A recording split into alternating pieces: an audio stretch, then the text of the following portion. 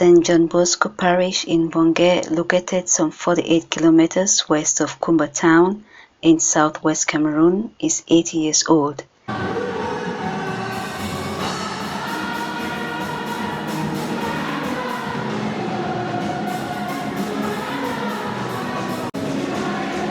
This Catholic community of Christians celebrated the 80th anniversary on January 31, 2024, in the company of their friends and well-wishers.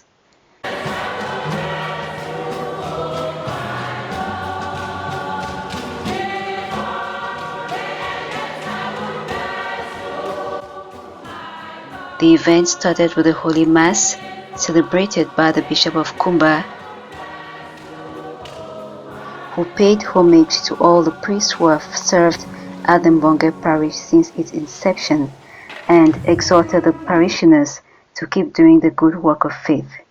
Mbonge parish was officially opened on July 8, 1943 by Reverend Father Francis Wagener. Several priests joined in the celebration, notably the host and parish priest in charge of the St. John Bosco Parish Mbonge. He says Mbonge is much better than what he initially thought it to be.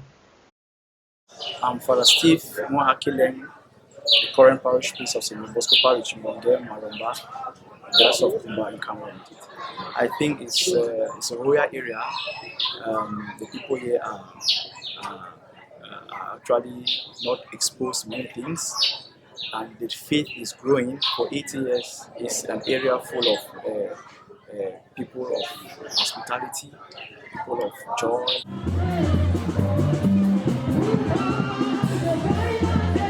When I was appointed to the curate as assistant priest on the day of my ordination, July 2020, I was skeptical about Mbonge. I've heard of Mbonge before, but I've never been here.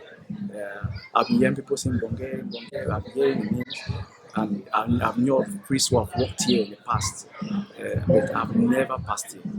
Until when, after the mass, someone said, "You're going to my village. It's a difficult place." I was a little bit afraid. A difficult place, I've never been there. I don't know anybody, I don't have any family members, even those from my tribe. Yes, I don't have any of them here. I saw the place was so beautiful. It's calm, quiet. So I realized that all what I was told about the place was not exactly the way they said it, or exactly the way they told me. So I started trying to exploit the place. I would leave in the morning after mass.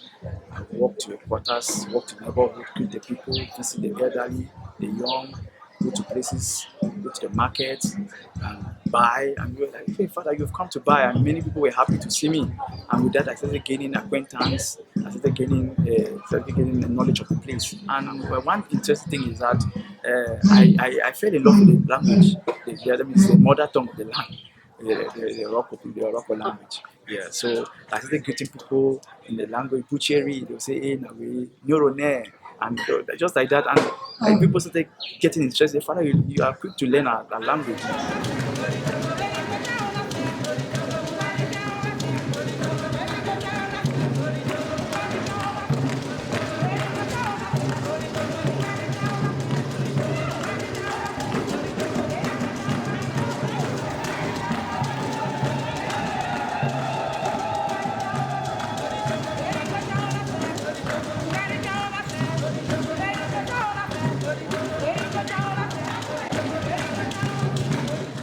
Amidst the warmth and hospitality, the people of Mbonge experience acute electricity shortage, which creates a need for solar energy as an alternative source.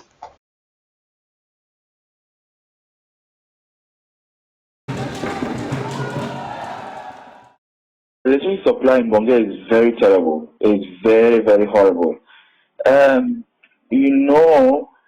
Getting back to the sense of history, in 2016, when the crisis in the north and southwest broke up, Mbonge was highly electrified by the electricity company, and with the advent of the crisis, a lot of changes were made negatively. One of them is the destruction of the electrical cables that carried electricity from Kumba city center to Mbonge. everyone has resorted to fuel energy or solar energy. Yeah, everybody. So if you don't have the means to acquire fuel energy or solar energy, then you're resolved to stay in darkness. You have to stay in darkness. So this has pushed everyone to go for solar energy, coupled with the fact that after a while, the fuel energy became too expensive to acquire, and so we barely managed to meet up with the expenses of energy. And so at one point in time, we had to resolve to stay in darkness for a while so that we can get another funds to keep on paying our fuel energy bills. And so we resolved that the best way is to get solar energy, solar energy, which we will not spend much when we install it.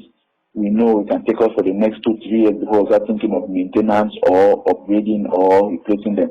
It has affected us in our pastoral work because we can no longer have VG programs in church again. Like VG, like prayer programs in church. Some groups they want to hold their prayer program like the Precious Blood. Every Thursday they have that Gethsemane night from 11 p.m. to 3 a.m.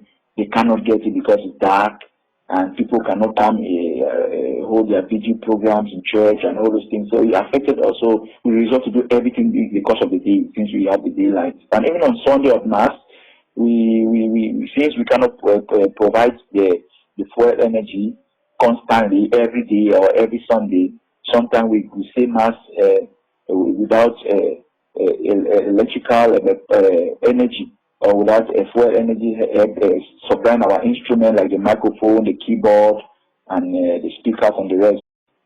But we thank God for our friends, we thank God for the friends of the power, we thank God for the generosity of the Christians, especially to the people of God. They have been so generous, and sometimes I'm amazed with the effort they put, despite the hardship and the difficulties in all this, that they keep on doing their best. So we thank God for them, and we pray that God continues to bless them and bless the work of their hands, and may their missions, may their objectives all be fulfilled by the grace of God and through the work of their human effort. After the Holy Mass, there was reception and animation, preceded by the cutting of the 80th anniversary cake. We beg you, if you don't know for spell Mary, just learn how to spell and so today. So make we go.